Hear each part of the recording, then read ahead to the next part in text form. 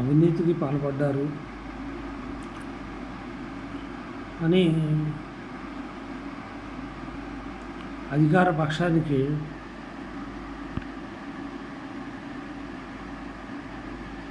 అవకాశం ఇచ్చింది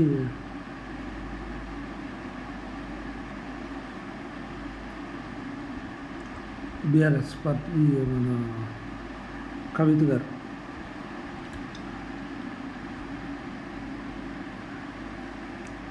ఇప్పుడు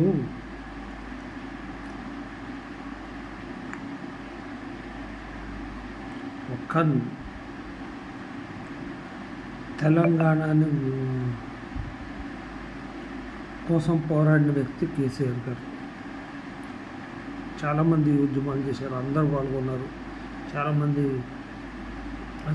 కాంగ్రెస్ పార్టీ అధినాయకురాలను ఒప్పించి ఆ రోజు తెలంగాణ తెచ్చుకున్న తర్వాత ఉద్యమకారులతోనే ఉండాల్సిన పార్టీ వేరే పార్టీల నుంచి వచ్చిన అందరినీ నింపేసుకుని అక్కడ సగం అయిపోయింది.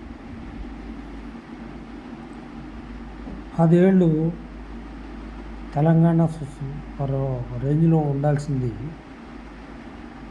దేశంలో నెంబర్ 1 రాష్ట్రం కావాల్సింది మీ నాయకుల వల్ల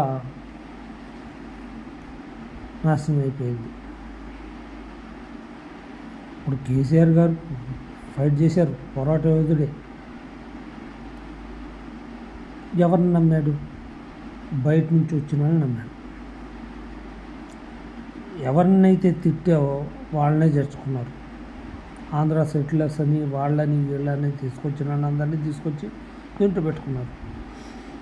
ఎవరు ఇప్పుడు మీరు చెప్పిన దాన్ని బట్టి చూస్తుంటే మొత్తం అందరూ ఒక్కొక్క ఎమ్మెల్యేలు మొత్తం పూర్తిగా బాగా సంపాదించుకున్నారని అర్థమైపోయింది.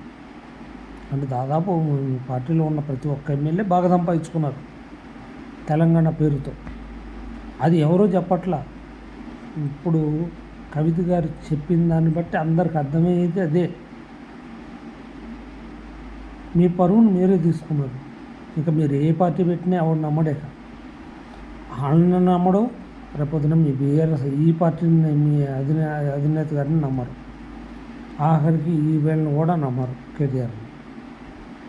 ఎందుకంటే ఎట్లా ఉండాల్సిన పార్టీ ఎలా అయిపోయింది ఆలోచించుకోవాలి. ఒక్కసారి గుండె మీద చేసుకుని మళ్ళీ అది రాదు.